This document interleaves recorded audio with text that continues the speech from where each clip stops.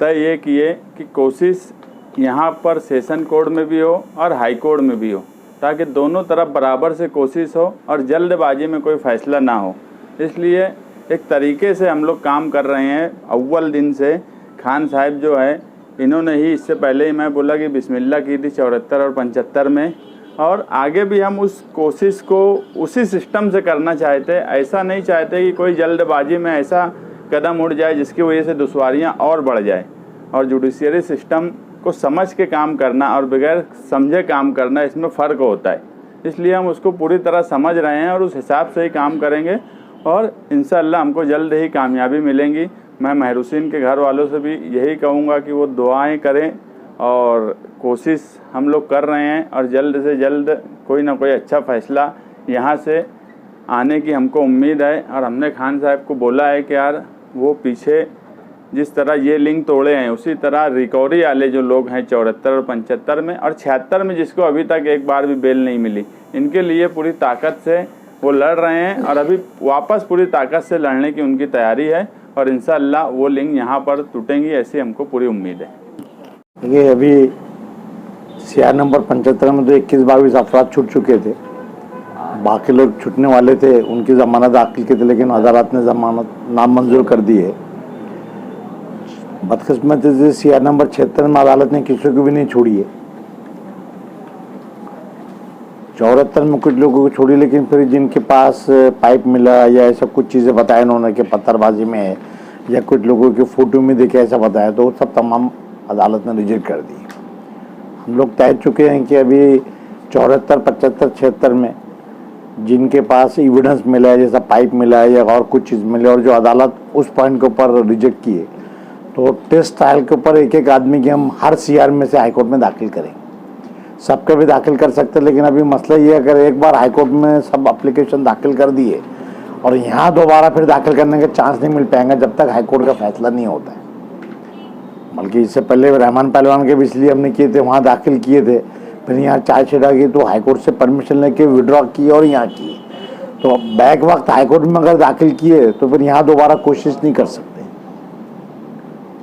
इसलिए अभी ये तय किए कि सीआर नंबर 74 में भी, 75 में भी, 76 में भी जिनके खिलाफ एविडेंस है और जो अदालत ने कि भाई इनके पास पाइप है या पैसे मिले या इनका कोई रोल बताया है जो ग्राउंड पर रिजेक्ट किए, तो जिसका ज़्यादा रोल बताया वो देख के उस आदमी के वहाँ केस दाखिल करेंगे।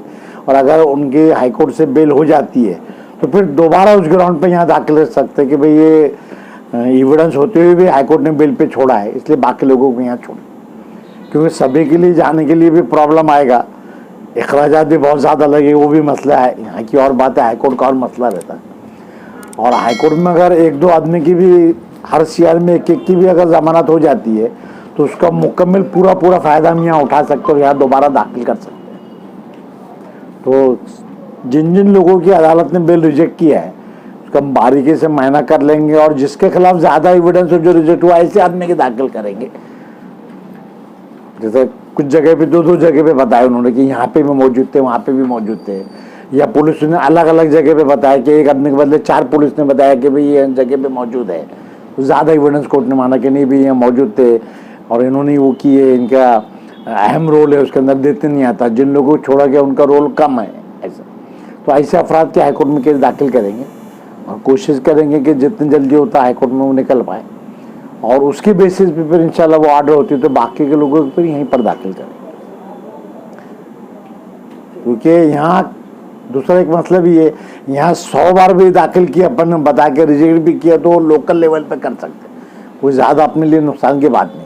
लेकिन एक बार खुदा न खास्ता अगर हाईकोर्ट रिजेक्ट करे तो फिर यहाँ के पूरे रास्ते बंद हो जाते हैं, फिर वो आदमी अंडर ट्रायल रहेगा। वो चीज़ भी हमको सोचते हैं। तो हाईकोर्ट नहीं जा सकते या खर्च नहीं कर रहे ऐसी बात भी नहीं है, और हाईकोर्ट जाके फ़ायदा हो सकता है क्या वो भी देखना है, खुदा न खास्ता नुकसान ना होवे।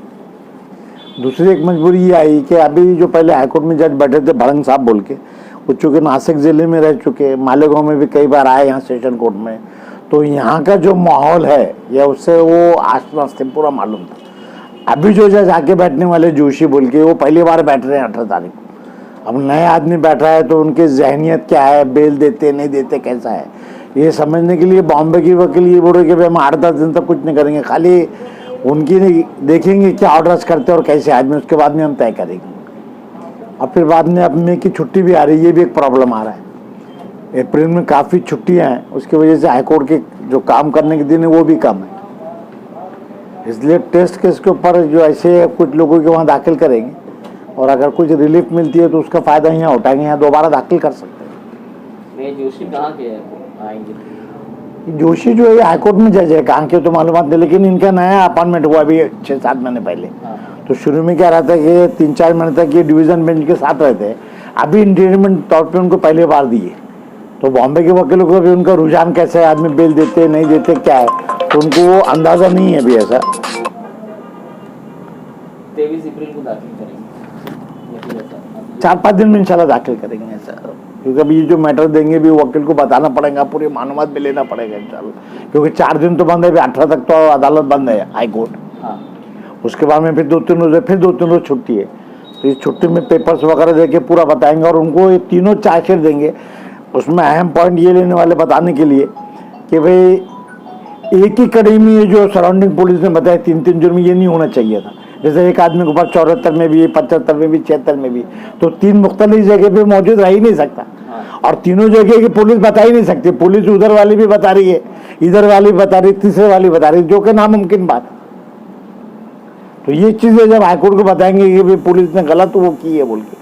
दूसरा कुछ ऐसे लोगों के, जैसा 75 में कुछ लोग थे पहले, वो जेल में थे, वहाँ से ट्रांसफ़र की 74 में, तो उसका क्या एविडेंस है? अब अगर पुलिस बोल रहे मैंने उनको देखा, तो फिर जाहिर है तुम देखे, तो जब 74 के फायर किए उस वक्त फिर आपने क्यों नहीं बताया ये मौजूद था? ये तफरीक नहीं आना चाहिए इन दोनों चीज़ों में। तो ऐसे कई कानूनी चीज़ें हैं जो बदकिस्मती से यहाँ की अदालत ने उसके ऊपर गौर नहीं किया ज़्यादा। लेकिन ये चीज़ ऐसे कि हाईकोर्ट देख सकती है कि भाई जब एक आदमी 74 में, 75 में आपके पास बंद है, 74 की भी एफ उसी दिन है, और जब वो 4 पुलिस बताते हैं कि भाई ये वहाँ मौजूद थे, तो फिर उसी दिन पहले नाम क्यों नहीं है? क्योंकि कई लोगों का ऐसा है सप्लीमेंट्री स्टेटमेंट 1 महीने के बाद रिकॉर्ड हुए, 2 महीने के बाद रिकॉर्ड हुए, और उसमें नाम आया कि ये वहाँ मौजूद थे बोले। और जितने भी पुलिस के जवाब भी, वो भी ऐसा है कि भाई इन्होंने ऐसा किए, मैंने मारते देखा, ऐसे जवाब नहीं है जनरल दिए। पहला जो कंपाउंड के बारे में उन्होंने बताया कि कंपाउंड में मीटिंग है, वो 8-10 लोगों के नाम लिए, जिसमें मुस्तकिम का नाम लिया, रहमान पहलवान का भी, रजा अकेडमी वाले का, सभी लोगों के लिए ठीक हो मीटिंग है, वो अपन समझ सकते हो, वो एक पैराग्राफ हो गया। दूसरा ये कि कॉन्स्टिट्यूशन टावर के पास जो लोग आए, जिन्होंने हॉकर्स यूनियन वाले, ये और भी जो है उनका नाम डाले इन्होंने, सियासी लोगों का भी, वो भी समझ सकते। तीसरा उनके जवाब इससे पहले जो हुआ कि भाई जहाँ ये पथराव हुआ, पथराव जनी जीवी जो मार लगा, तो वहाँ का कोई सीसी फुटेज है ही नहीं। जब सीसी फुटेज नहीं आप बता रहे, तो फिर इन लोग आए कैसे? 75 के जो एफआईआर है उसमें ऐसा बताया उन्होंने कि भाई हमने ये जब वो पथराव ये किए, आंसू गैस भेजे, लाठी चार्ज वगैरह किए, इसके बाद में हमने सीसी कैमरे देखे और मीडिया वालों के पास जो कैमरे थे हमने वो देखे, और उसके बाद इन लोगों को पकड़े। और वैसा है तो जो वीडियो बताई गई थी कोर्ट में देखे, तो उसमें कहीं पे भी कुछ लोग नहीं, कुछ लोग हैं जो सिर्फ कॉन्स्टिट्यूशन टावर तक।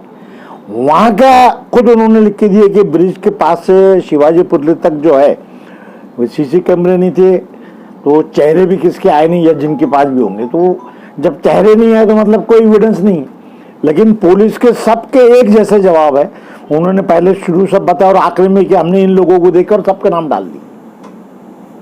उसमें भी अदालत ने जो 75 के बिल रिजेक्ट किए, मान लिया अगर पुलिस को कहने भी चाह रहे, तो जब लिस्ट में 25 नाम है तो उसमें से आपने 21 लोगों को छोड़े, ये बाकी के 4 को क्यों नहीं छोड़े? फिर उसका कोई कानूनी जवाब नहीं है। वैसे अदालत को चूंकि रिजेक्ट करना था, जो भी वजह होंगे तो उन्होंने रिजेक्ट कर दिए, वरना वहाँ पैरिटी लगती। जब इतने लोगों के नाम है तो इन लोगों को आपने 21 लोगों को छोड़े, तो बाकी के 4 को क्यों छोड़े? जैसे नासिर खान के जो बिल रिजेक्ट थी उसमें देखेंगे तो मुस्तकिम में बिल मिली और बाकी 21 लोगों को मिली जिनके खिलाफ रोल था, फिर वो बिल रिजेक्ट करने की जरूरत क्या थी?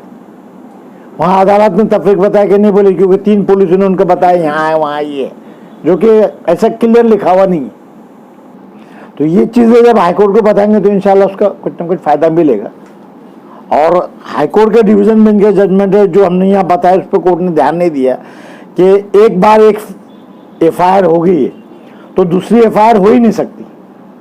अगर दूसरी एफआईआर हुई भी तो उसको पहली जो चार्जशीट है वो चार्जशीट में मर्ज करना, तो पहली चार्जशीट और दूसरी चार्जशीट के जो एविडेंस है वो खिलाफ माना जाएगा। लेकिन यहाँ इसके बाद भी पुलिस इधर भी अरेस्ट किए और उधर भी अरेस्ट किए। जब अगर 74 में बेल हो गई तो ऑटोमेटिक 75 में कोर्ट ने खुद बेल देना चाहिए था फिर, कि भाई जब अगर ये कानून माना जाए कि भाई 2 चार्जशीट माने भी जाएगी तो एविडेंस नहीं है वो। लेकिन ये 74 को कोर्ट अलग देख रही है, 75 को अलग देख रही है, 76 को अलग देख रही है। अभी कई लोगों को तीनों जगह पे, तीनों वारदात अलग अलग मौके पे भी, तो कोर्ट ने वो ध्यान देना चाहिए कि भाई 74 में क्या बोला हुआ है, 75 में क्या बोला और 76 में क्या है। मतलब ज्यादा ये दिखता है कि ये बस स्टैंड की जो रिपोर्ट है 11-12 लाख का नुकसान बताया उन्होंने, तो सरकारी अमलात को जो नुकसान पहुंचा वो कोर्ट के जहन में बैठा हुआ है कि बाकी बलवा से नुकसान हुआ, और उस बुनियाद के ऊपर जहन साजी हुई कोर्ट, और कोर्ट जमानत रिजेक्ट कर रहा है। पुलिस का क्या समझ में आता है इसमें? पुलिस तो शुरू से मुखालफत कर रही है, पुलिस के बयान में भी बहुत फर्क है, लेकिन वो चाहते हैं कि लोग नहीं छूटना चाहिए। और पुलिस हर दफा अभी कैसे बहाना ले रही कि रमजान आया है, रामनवमी आ रही है, मालेगांव शहर हिस्सा से हिंदू मुस्लिम फसाद होगा, अभी ये जो चक्कर चल रहा है शायद इसके भी कल जिक्र कर दे वो कि कोई पतरा हुआ बोल के। तो ऐसा पुलिस पहले से ये बता रही है। अब जैसे रमजान आ रहा तो हर साल रमजान आता ना, त्यौहार आने वाला है ना, वो कुछ नहीं बात है, हमेशा 2 फरके के वो आते रहते हैं। तो पुलिस इनको छोड़ो मत, छोड़ देंगे तो दोबारा ये करेंगे। अभी बीच में एक नई चीज पुलिस ने ज्यादा लाई थी जो बताई कोर्ट को, जिसका कोई कानूनी जवाब नहीं कि साहब इसमें कई लोग ऐसे जो कुत्ता गोली वाले, हमने इनको पकड़े तो उनकी सेहत अच्छी हो रही है और कुत्ता गोली का धंधा कम हो गया। अभी चार्जशीट में कहीं पर भी कुत्ता गोली का कोई हवाला नहीं। दूसरी चीज ऐसे लेके आए कि भाई बच्चों ने पथराव किए, बच्चों को आगे किया गया, एक भी बच्चों को जुवेनाइल कोर्ट में नहीं भेजा गया या कोई जुवेनाइल के खिलाफ नहीं है। तो जो चीज ये पुलिस बता रही है वो चार्जशीट में नहीं है, सिर्फ ये बता रही है और अदालत उससे गुमराह। CR नंबर 74, 75 और 76 गिरफ्तार हैं। तकरीबन ये लोग 5 महीने से ज़ायद हो चुके हैं जो मालेगांव शहर के बेगुनाह लोग गिरफ्तार हैं।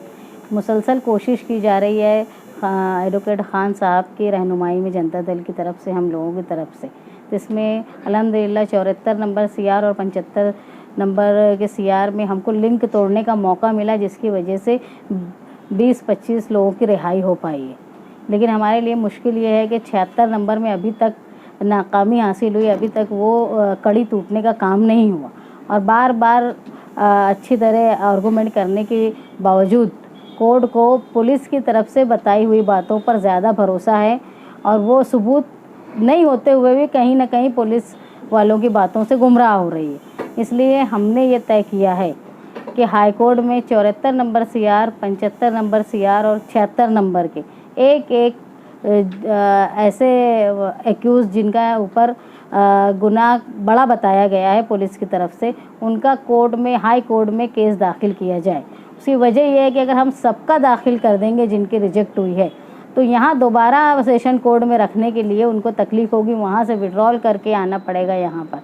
अगर वहाँ कोई अच्छा फ़ैसला एक CR के लिए हो जाता है तो यकीनन, जैसे खान साहब ने बताया, कि मालेगांव की सेशन कोर्ट में भी रिहाई के रास्ते आसान हो जाएंगे। इसलिए हम लोगों ने ये तय किया है कि ये तीनों अलग अलग CR के एक एक्यूज़ को हाई कोर्ट में लेके जाया जाए, ताकि उनके ज़रिए लिंक तोड़ने का काम हो, और सेशन कोर्ट को जो हाई कोर्ट की तरफ से बताया जाएगा कि जो सच में बताया जा रहा है पुलिस की तरफ से, वो इतना सच नहीं है जो गुमराह हो रही है कोर्ट।